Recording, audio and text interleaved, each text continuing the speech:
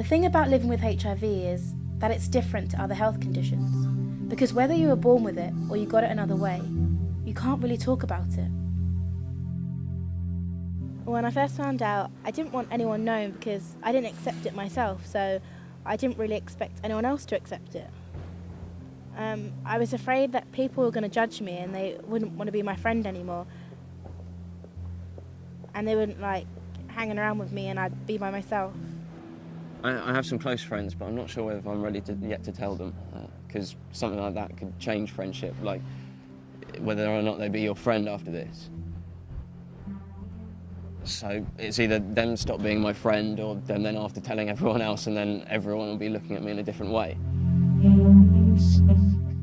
Sometimes you hear stuff that makes you think it's not safe to tell anyone. You hear people make AIDS jokes and how they wouldn't go anywhere near someone with it. Usually it's because they don't know the facts, and you can't correct them and tell them about HIV, because if you did, they might wonder why you know.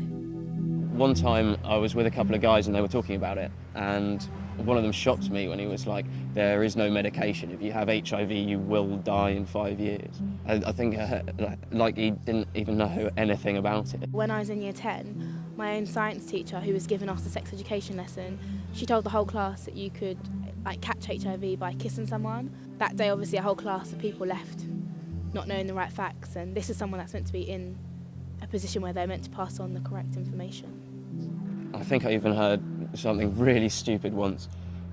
By sharing a hat, because your hair and their hair's together, you'll get it. I was actually laughing when I heard that, because it just shows how many people don't know, and they talk like a lot of crap. It can make you feel like one person on the outside and another on the inside, like you're living two lives. The hardest thing is sometimes you have to keep secrets from friends and family, brothers and sisters. My brother didn't know until after I found out. My granny knows and two of my aunties know, and that's it. Like none of the and I have a big family, and none of the rest of them know. It's hard sometimes when I'm feeling ill because of the medication or something like that. I can't tell them why. People that are close to me, like my younger brother and sister that don't know, when they do know, they're going to be affected by it, not infected by it.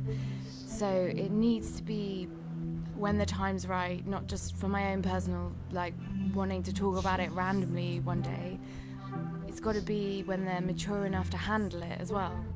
Well, I had a brother who was also positive, but he died when I was 10 and he was 12. And he died before we were able to talk about his status and my status, because we didn't know each other were positive. We didn't know either of us was positive at that time. But I can understand in terms of when people say they can't tell brothers and sisters, but I think you have to wait until they're ready as well, because I know it must be difficult for someone to not be able to tell their own brothers and sisters, but I think once especially if they're younger and they're kind of a bit more ready, then you can tell them later on. But I think it's something it's like a process, just the way you were told it was a process when you were told, and there was some thinking that went into it before. I think it's the same process with siblings and stuff.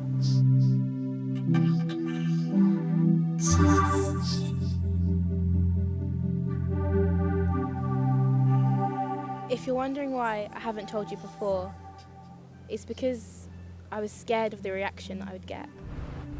If I was going to tell you, I'd have to trust you a lot. I could be fearless but still be concerned about how they respond. They might say, oh yeah, it's all right, but really they are thinking the opposite. Say if you've come onto this website now and you've just been told, it's a big thing that you've just been told this, because it's not something that's a one-night decision. Someone's probably put a lot of thought into telling you. All the experiences that we went through, if we were to replay them, that if I told you and we were to do that again, that we would have the exact same time. Like, it wouldn't change, it would be the same. All I want you to do is listen and keep it to yourself, and just don't treat me any differently. If I do tell you, I'd really like you to just kind of be there for me in terms of just listening. Just nothing changes. I'm still me.